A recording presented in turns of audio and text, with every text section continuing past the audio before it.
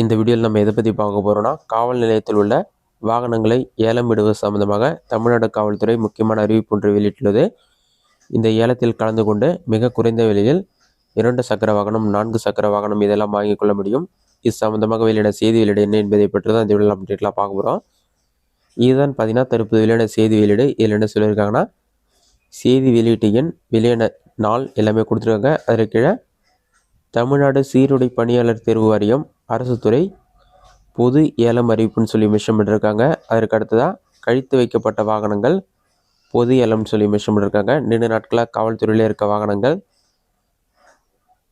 இதெல்லாம் ஏலம் விட போகிறதா மென்ஷன் பண்ணியிருக்காங்க. அதற்கு அடுத்ததாக தமிழ்நாடு சீருடை பணியாளர் தேர்வு வாரியம் சென்னை 8 அலுவலக வளாகம் எழும்பூர் சென்னை 8 உள்ள கழித்து வைக்கப்பட்ட வாகனங்கள் பொது ஏலத்தின் மூலம் விற்பனை செய்யப்பட உள்ளன.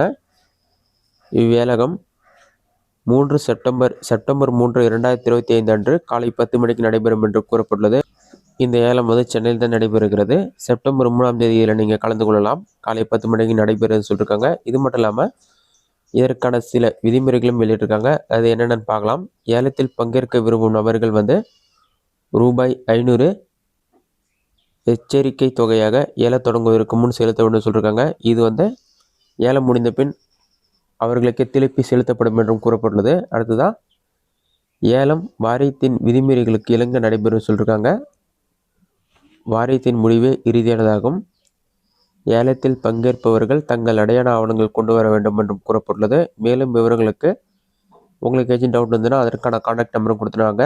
94 98 18 9753 அல்லது 9789 03 5725 இந்த நம்பருக்கு கால் பண்ணி உங்களுக்கு ஏதாச்சும் டவுட் இருந்தால் நீங்கள் கேட்டுக்கொள்ள முடியும் சொல்லியிருக்காங்க. ஆனால் நீங்கள் முன் கட்டணமாக 500 ரூபாய் செலுத்தணும். ஆனால் அது ஏலம் முடிந்த பிறகு உங்களுக்கு திருப்பி செலுத்தப்படும் சொல்லியிருக்காங்க. இந்த ஏலத்தில் நீங்கள் குறைந்த விலையில் 2 சக்கர வாகனங்கள், 4 சக்கர வாகனங்கள் பெற்றுக்கொள்ளலாம். இந்த வீடியோ உங்களுக்கு யூஸ்ஃபுல்லாக நினைக்கிறேன். இந்த வீடியோ பிடிச்சிருந்தா லைக் பண்ணுங்கள். வேறு டவுட் இருந்தால் கமெண்ட்ஸில் கமெண்ட் பண்ணுங்கள்.